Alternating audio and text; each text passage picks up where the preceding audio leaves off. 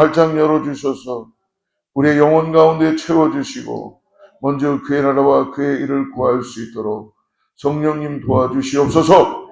오늘도 아버지 나의 삶을 통하여 내가 드러나는 것이 아니라 예수 그리스도가 드러날 수 있도록 성령이여 불 밝혀주시고 오늘도 함께하여 주실 줄 믿습니다. 오늘도 믿음으로 담대하게 길을 떠나게 하여 주셔서 복음을 들고 아버지 개가를 승전가를 부를 수 있는 우리 모두가 되게 하여 주시옵소서. 감사하며 예수님의 이름으로 간절히 기도드리옵나이다. 오늘 요한계시록 11장을 봅니다. 1절부터 13절까지인데요. 1절, 2절, 2절만 읽고 말씀 따라가겠습니다. 요한복음 11장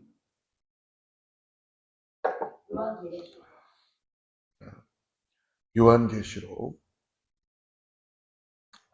여러분들이 알고 계시나 모르고 계시나 한번 확인해 보려고 요한계시록 11장 1절, 2절, 2절만 같이 합독합니다. 시작. 또 내게 지팡이 같은 갈대를 주며 말하기를 일어나서 하나님의 성전과 제단과 그 안에서 경배하는 자들을 측량하되 성전 바깥 마당은 측량하지 말고 그냥 두라. 이것은 이방인에게 주었은지 그들이 거룩한 성을 42달 동안 지켜버리라. 네. 2절까지만 읽죠. 우리가 매일 성경의 순서에 맞춰서 읽다 보면은 우리가 11장으로 넘어올 수밖에 없었습니다. 또 토요일 주일은 우리가 새벽에 말씀을 나누지 않기 때문에 특별히 10장에서 10장 여러분 9절과 11절을 한번 보십시오. 10장의 9절과 11절을 보면 내가 천사에게 나아가 작은 두루마리를 달라 한 줄 천사가 이르되 갖다 먹어버리라. 내 배에는 쓰나 내 배는 꿀같이 달 거다. 10절에 내가 천사의 손에서 작은 두루마리를 갖다 먹어버리니 내 배는 꿀같이 다나 먹은 후에 내 배에서는 쓰게 되더라. 11절에 그가 내게 말하기를 내가 많은 백성과 나라와 방언과 임금에게 다시 예언하여라 하니라 하더라. 그러니까 10장에서 6번째 나팔 재앙으로 사람이 3분의 1 이상이 죽음을 당하고 7번째 재앙이 일어나기 전에 10장에서는 작은 책에 대해서 기록해 주시고 있습니다. 오늘 우리가 읽었던 11장에서 3절 말씀을 같이 한번 보죠. 3절 같이 읽습니다. 시작. 내가 두 증인에게 권세를 주리니 그들이 굵은 베옷을 입고 1260일을 예언하니라. 두 증인에게 권세를 주셨다. 이 두 증인은 교회를 말씀합니다. 사도 요한은 그러므로 환상 가운데 오늘 지팡이 같은 갈대를 받아서 성전과 제단 그리고 그 안에서 예비하는 자들을 측량한다라고 하죠. 1절 다시 한번 보죠. 시작. 또 내게 지팡이 같은 갈대를 주며 말하되 일어나서 하나님의 성전과 제단과 그 안에서 경배하는 자들을 측량하되. 예. 그런데 성전 바깥 마당은 성전 안은 측량하고 갈대 지팡이를 가지고 측량하는데 성전 바깥 마당은 측량하지 말라라고 명령하세요. 2절 보십시오. 같이. 성전 바깥 마당은 측량하지 말고 그냥 두라.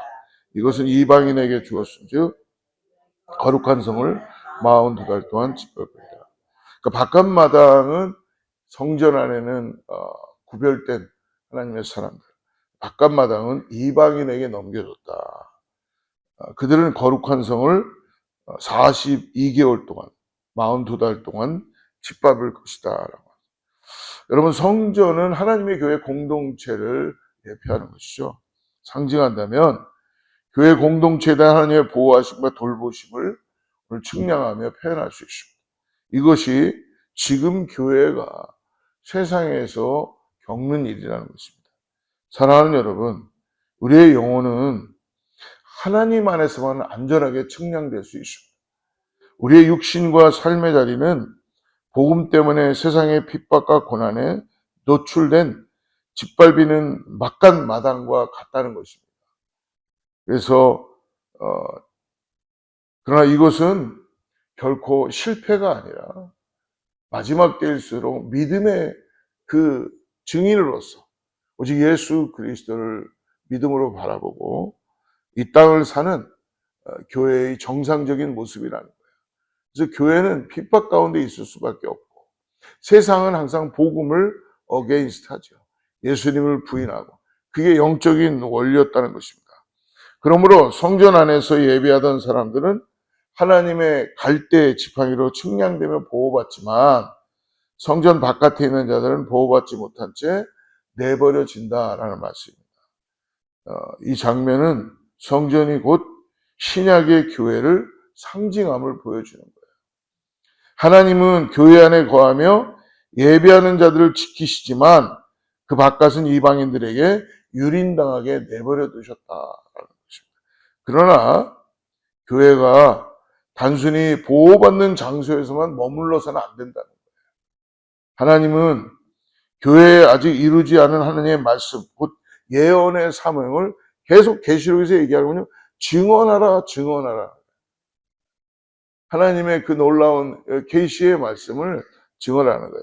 4절과 5절 같이 읽죠. 시작.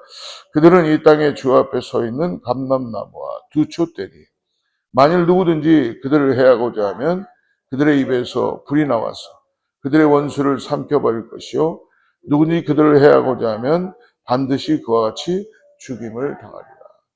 여러분 스가랴서를 보면 환상처럼 두 개의 감람나무와 두 개의 촛대는 둘 이상이 모인 교회를 상징하는 거예요. 증인입니다. 교회는 세상을 향해서 계속적으로 하나님의 뜻을 선포하는 예언자의 자리에 있어야 된다는 것입니다. 즉 교회의 증언 사명은 우리의 힘이나 지혜나 프로그램이 있지 않다는 거예요. 이것이 감당해내는 것이 아니라 오직 오늘 보니까 감람나무이신 성령께서 부어주시는 능력의 기름으로만 가능하다고.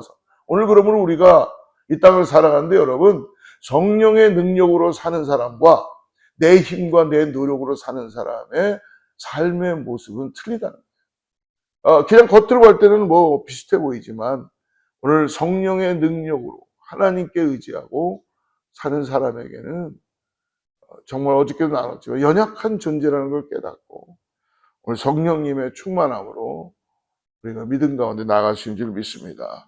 6절을 읽습니다. 같이 읽습니다. 시작. 그들이 권능을 가지고 하늘을 닫아 그 예언을 하는 날 동안 비가 오지 못하게 하고 또 권능을 가지고 물을 피로 변하게 하고 아무 때든지 원하는 대로 여러 가지 재앙으로 땅을 치도다. 이 사명을 감당할 때에 세상은 교회를 반대한다는 거예요. 여러분 정말 믿음으로 일어날 때는요. 세상은 여러분 핍박과 반대 가운데 놓여 있다는 걸 우리도 요즘 현실을 보면서 느낄 것입니다.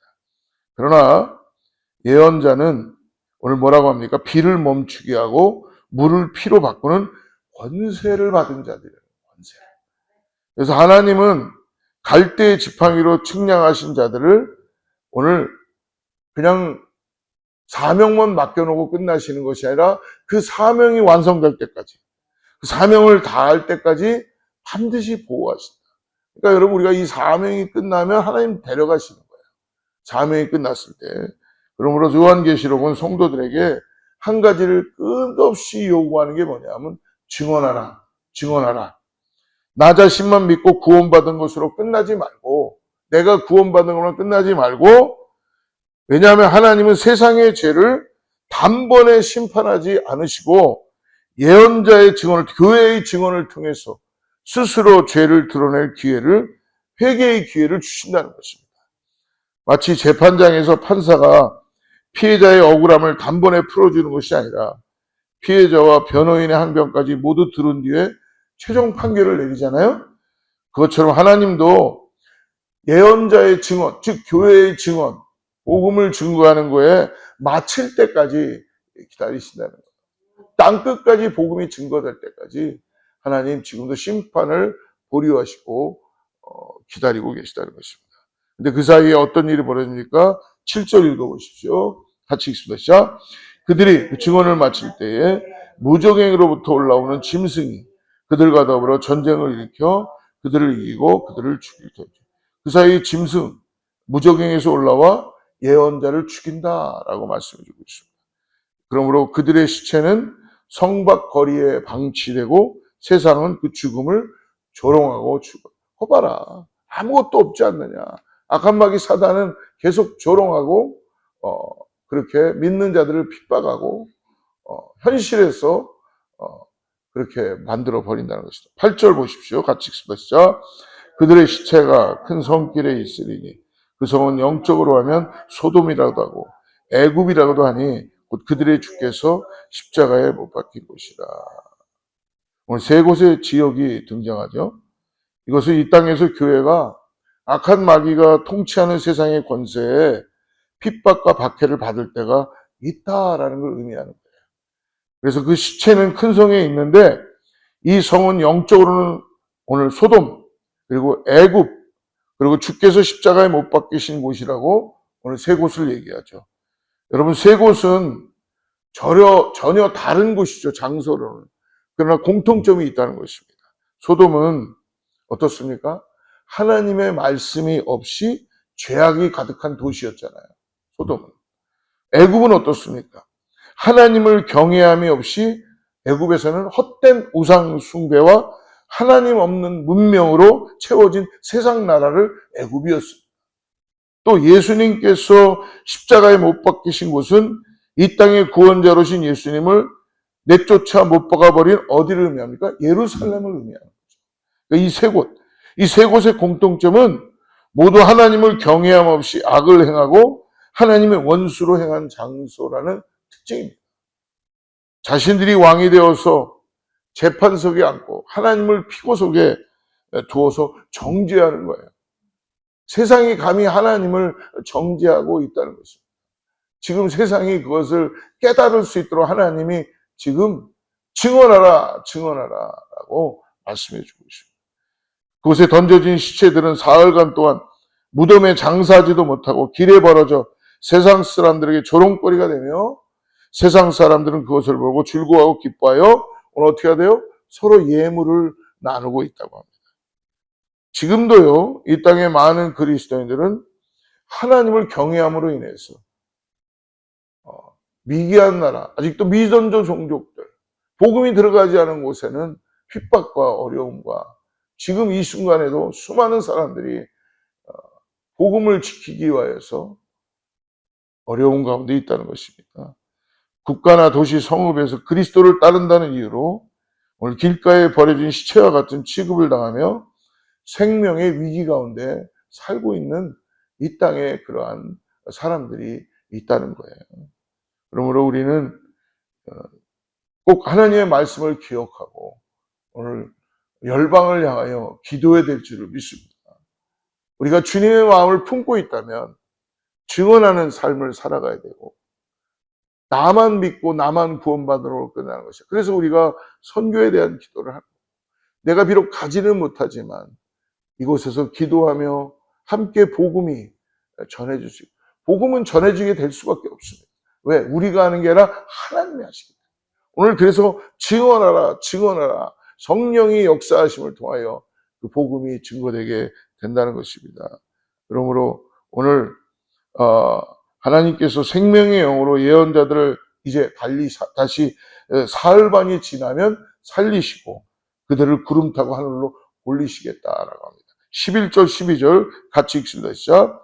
3일반 후에 하나님께로부터 생기가 그들 속에 들어가매 그들이 발로 일어서니 구경하는 자들이 크게 두려워하더라. 12절 하늘로부터 큰 음성이 있어 이리로 올라오라 함을 그들이 듣고 구름을 타고 하늘로 올라가니 그들의 원수들도 구경하더라. 즉 이 말씀은 예수님께서 먼저 사흘 만에 부활하신 것처럼 말씀해 주죠. 이 장면은 우리에게 분명한 경고이자 한편으로는 믿는 우리들에게는 소망이 되는 줄을 믿습니다. 성전 아니든 바뀌든 우리는 같은 분량의 생명을 선물로 받았다는 걸 잊지 마십시오. 구원받은 자에게는 하나님께서 새 생명을 허락해 주셨습니다. 하지만 교회에 있다고 해서 그저 안심할 수는 없다는 것입니다. 예언자의 삶을 산다는 것은 더 험한 길을 걷는 거리이기 때문에 그렇습니다. 사랑하는 성도 여러분, 그러므로 오늘도 우리는 이 땅에서 그렇게 길지 않은 짧은 삶이라고 할지라도 영원한 하나님의 나라를 바라보며 소망을 가지고 오늘 복음을 들고 나아가는 증언하는 믿음의 삶을 사시기를 축복합니다. 하나님의 갈대 지팡이로 측량쟁자로서 세상 속에서 담대히 예언자의 사명을 감당하는 복된 하루가 되시기를 축복합니다. 기도하겠습니다. 하나님 아버지, 오늘 증인으로 부르시고 나를 증인으로 세워주심에 감사합니다. 세상이 감당할 수 없는 권세도 주시고 능력도 주시고 죽음에서도 부활을 약속하시는 하나님, 오늘도 호흡 있는 동안 성령의 충만함으로 맡겨진 사명을 잘 감당할 수 있도록 인도하여 주시옵소서. 오늘 교회가 주님께 쓰임받게 합당한 그릇이 되게 하여 주시고 주님신 영적 권위로 영적 싸움에서 승리할 뿐 아니라 선한 영을 끼치는 귀한 증인의 삶을 모두 살게 하여 주시옵소서. 오직 하나님과 영광이 되게 하여 주시고 오늘도 구원받은 백성으로서 믿음을 가지고 나아갈 수 있도록 함께하여 주시옵소서. 감사하며 거룩하신 예수님의 이름으로 간절히 기도드리옵나이다. 다시 살아 새로운 늘 새로운